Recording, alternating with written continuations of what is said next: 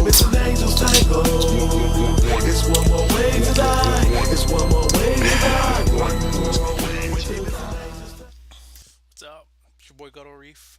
Here to do a quick reaction to UFC 4 on Versus. Damn, I just fucked that up, didn't I? Yeah. Anyway, fuck it. Well, it's Sunday night. Well, actually, it's Monday morning now. Um, get this out of the way. Quick update, or I don't know what the hell this is, but basically an excuse. This afternoon, I missed the first three fights because on Sundays I do this thing with some cats on the West Coast called the Science of Violence. Be sure to check it out. I'll put a link in the description. Anyway, it's a thing my boy Chris does. He also has a video page where he does predictions and whatnot. Good shit. Check it out next Sunday. We'll probably be talking about this. I didn't see the first three fights, but I watched them, but I didn't really pay attention because we were doing the Silence of Violence again. Anyway, first up, Michael Johnson versus Edward, however you say his name. Michael Johnson can end a fight. Who knew? I thought he was a decision Dan. Proved me wrong. First fight of the night. He already fucked up my parlay. Next, Ricardo Lamas versus Matt Grice. I got that one right. Um, let's see. Up was Charles Oliveira versus Nick Lentz. Oliveira won, but they said the commission was going to review the fight, which is more than likely they're going to overturn this victory to a no contest.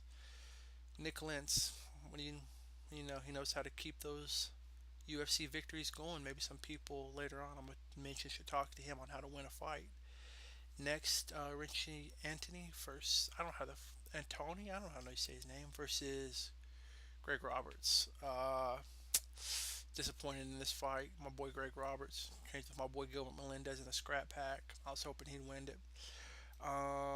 Rich might have won. If you might have seen my tweets, I said it there. Rich may have won the fight, but he didn't win the fight. He has no killer instinct. Next up, my boy Joey Lozon takes on Kurt Warbert. I call it like I see it. My prediction was Joe Lozon submission first round. Sure enough, that's what happened. Moving on, we have Javi Vasquez versus Joe Stevenson. Shit, Stevenson. What's up? What happened, man? I've been following you since The Ultimate Fighter 2. My prediction is that more than likely in coming days, Joe Stevenson's going to announce his retirement. And on to the next one, Tyson Griffin versus Manny Gambirian. I called it Tyson Griffin, unanimous decision, and that's what happened.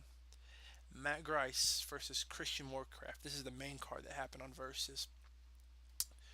Word of advice: if you make a prediction and you have a change of heart within 24 hours, do not follow it. Stick with your original.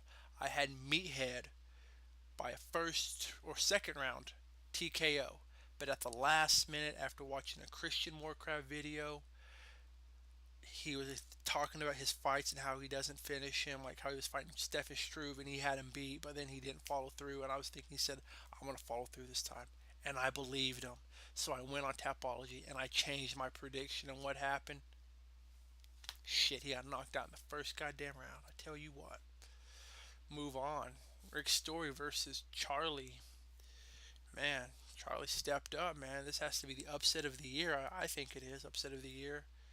Shit, he just came in and dominated. Rick Story had all this momentum behind him. And I don't know why he had all this momentum. I mean, if you look at it, Rick Story fought 3 weeks ago. He had a full fight with not just anybody but Thiago Alves.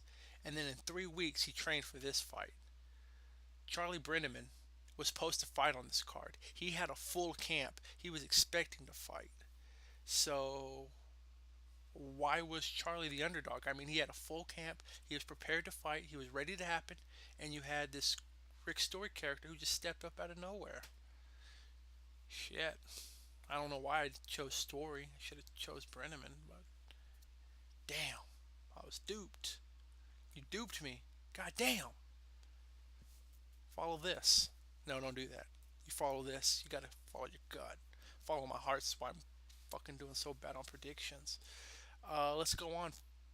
The 11th and final match: Chet Congo versus Pat Barry. Shit. I was just ready for this goddamn event to be over because I did so bad with my predictions and it cost me so much points. And god damn. So let's get down to it, man. Right off the bat, I saw Pat Barry rocked him. He rocked Chet Congo, and Congo was flailing around, and I was like, damn.